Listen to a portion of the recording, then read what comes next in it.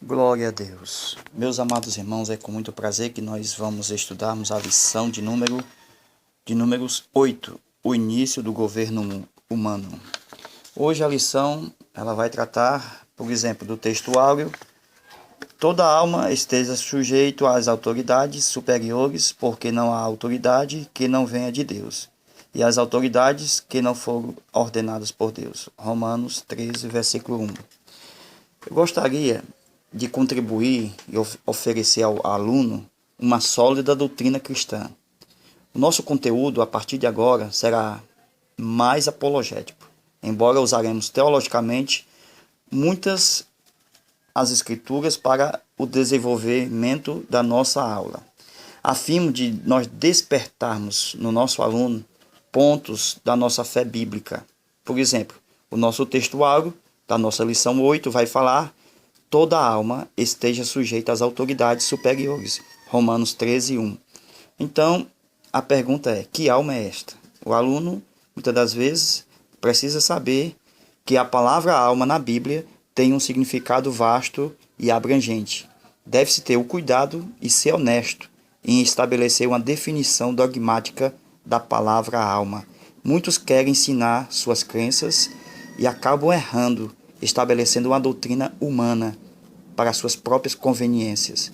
Então vamos lá.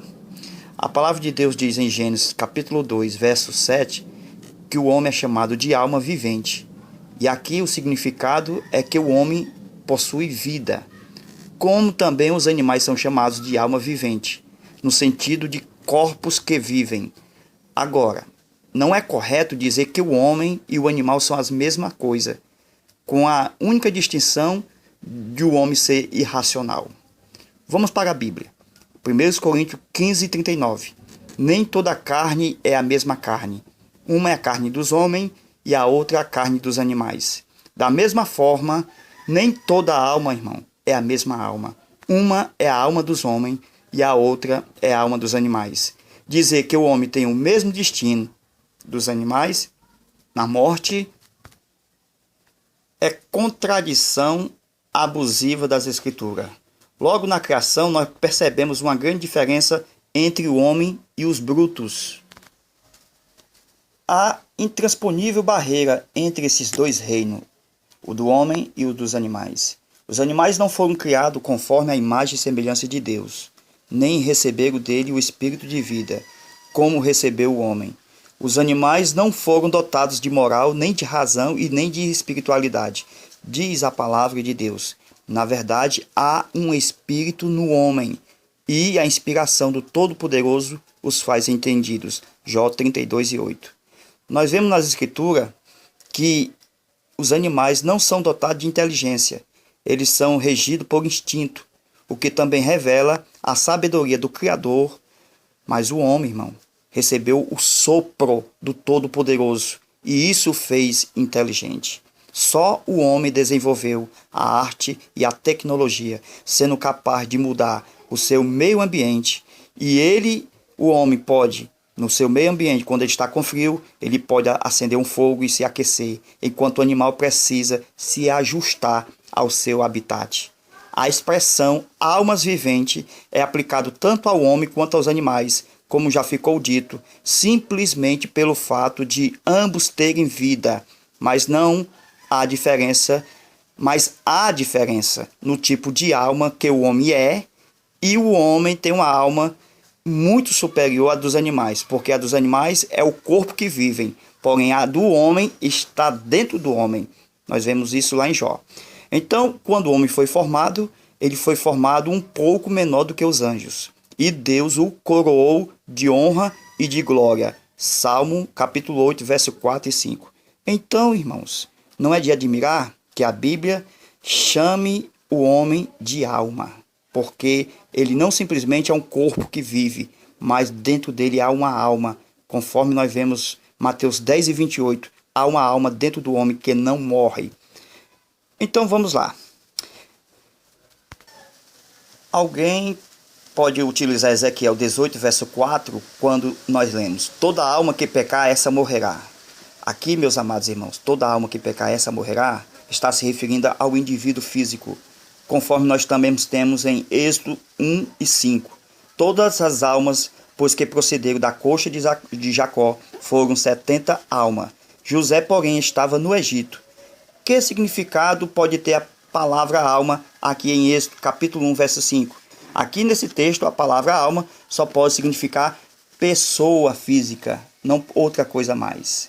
Pode olhar o texto, que aqui significa pessoa física, e nenhum outro entendimento ou significado cabe nesse texto. Aqui, meus irmãos, e em muitas passagens das Escrituras, a palavra alma significa o próprio indivíduo, a própria pessoa, mas nem sempre isso acontece.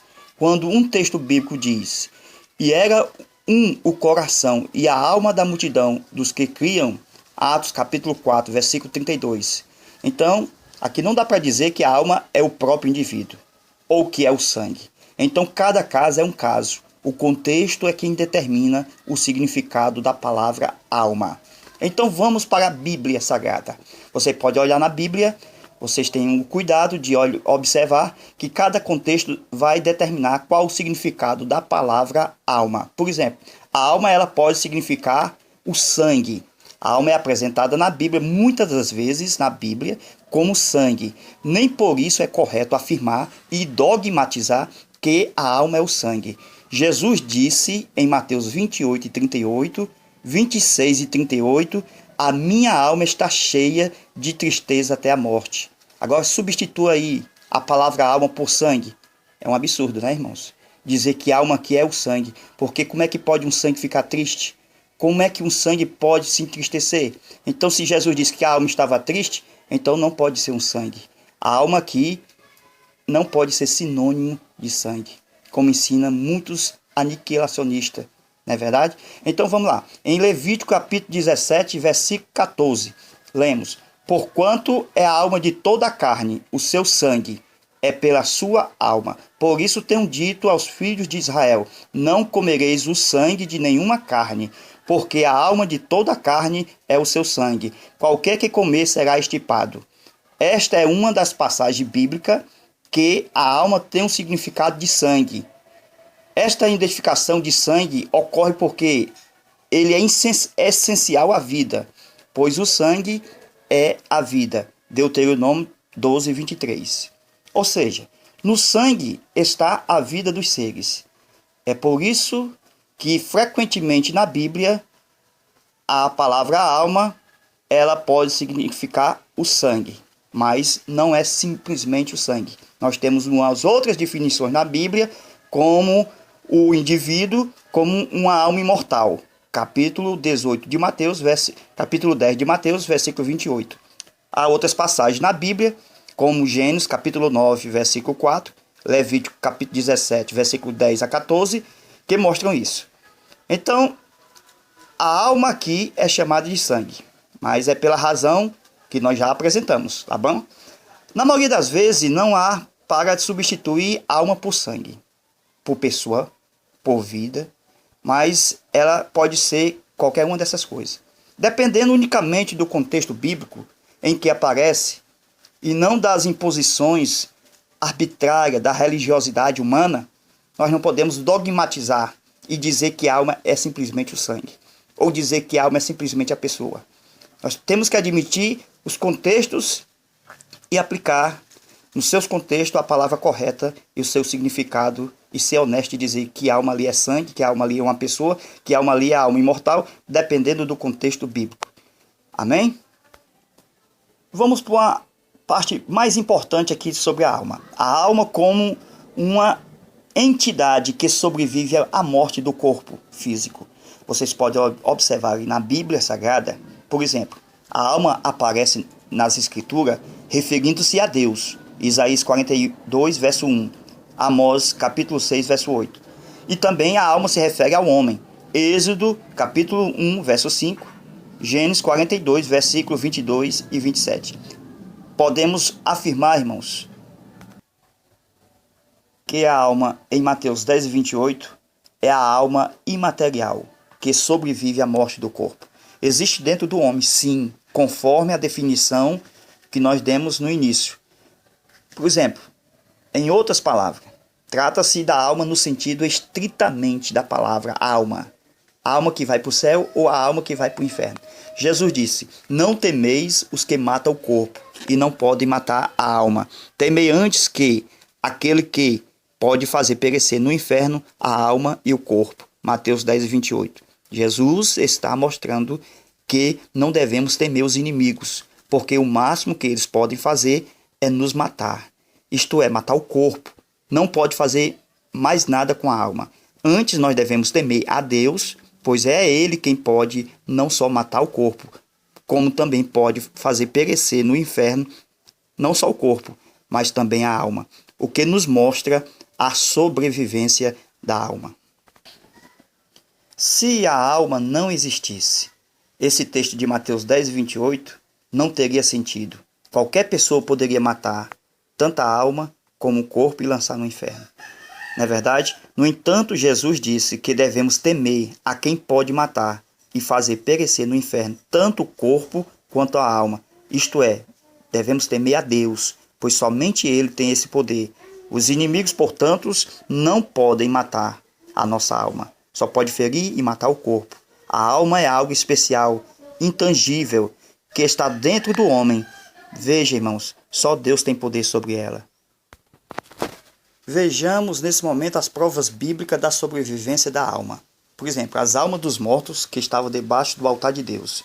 Conforme nós lemos: e havendo aberto o quinto selo, vi debaixo do altar as almas que foram mortos por amor da palavra de Deus e por amor do testemunho que deram.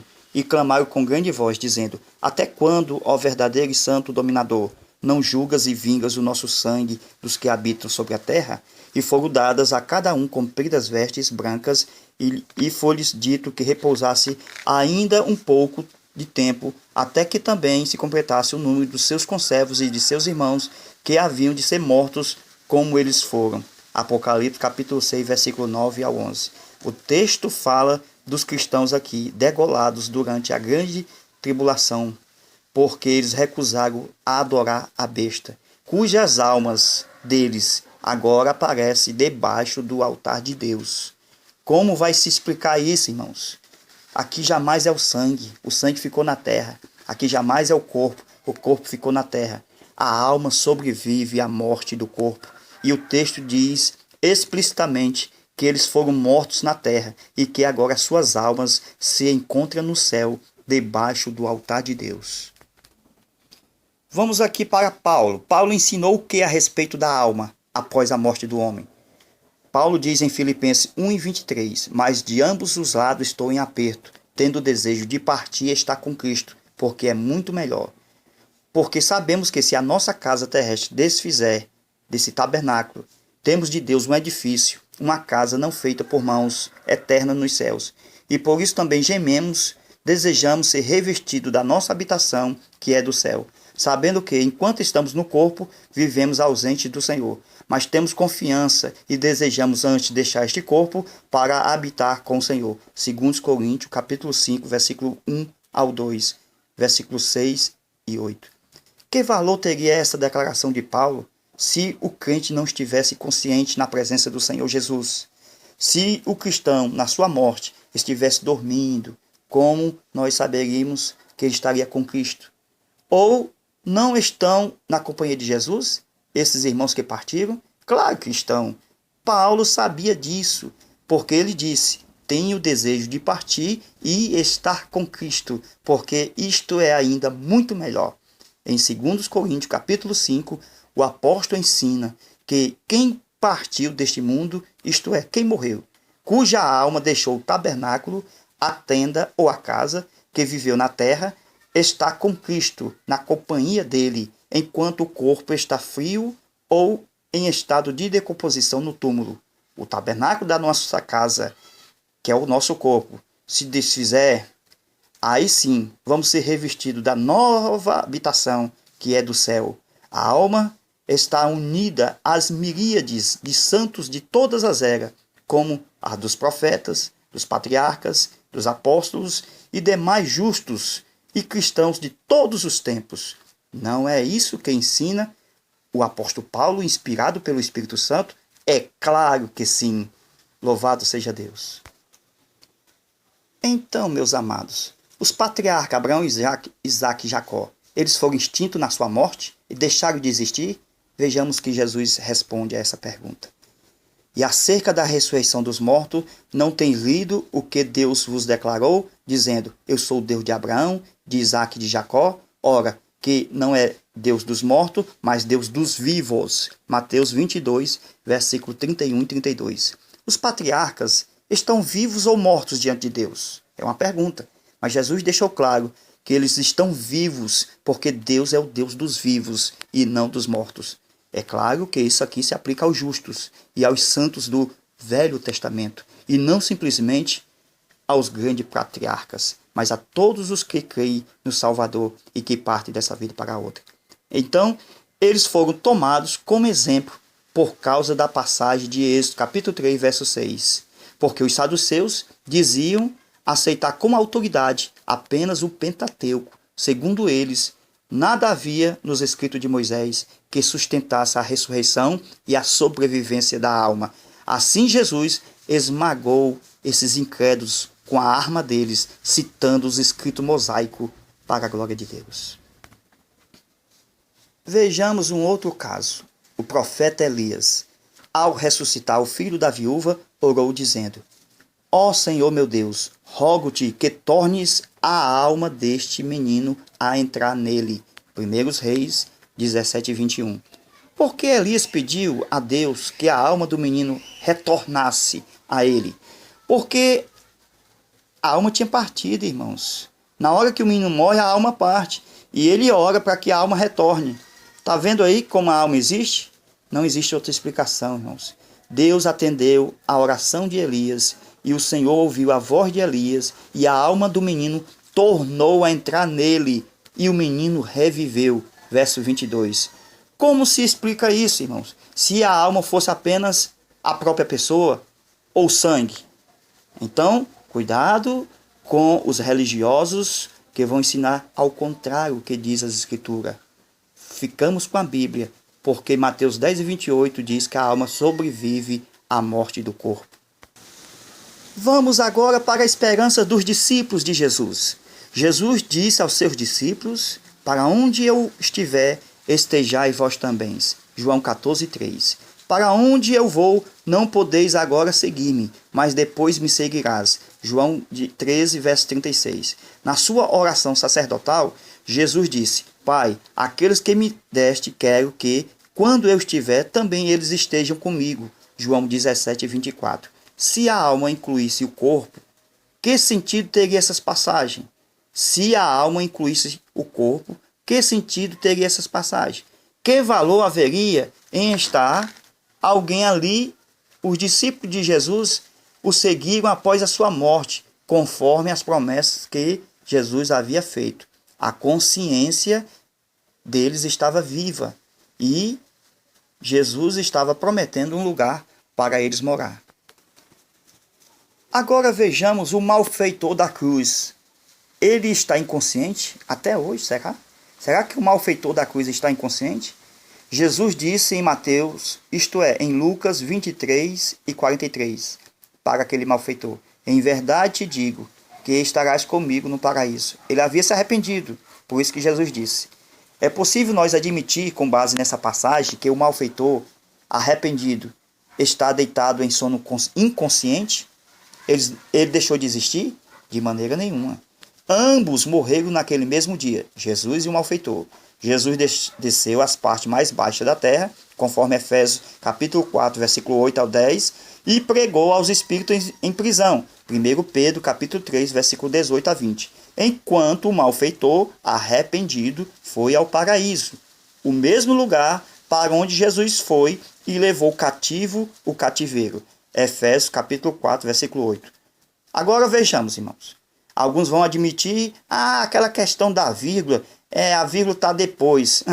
Vamos lá. A vírgula, depois da palavra hoje, é um antigo artifício usado por todos os hereges da antiguidade que procuram negar a sobrevivência da alma, para advogar a crença do sono da alma.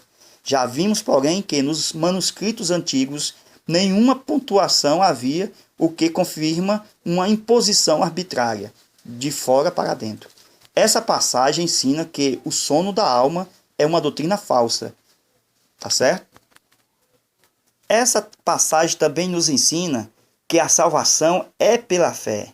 O nosso grande baluarte da nossa doutrina de Paulo, ensinada em Romanos capítulo 1, verso 17 e Efésios capítulo 2, versículo 8 e 9.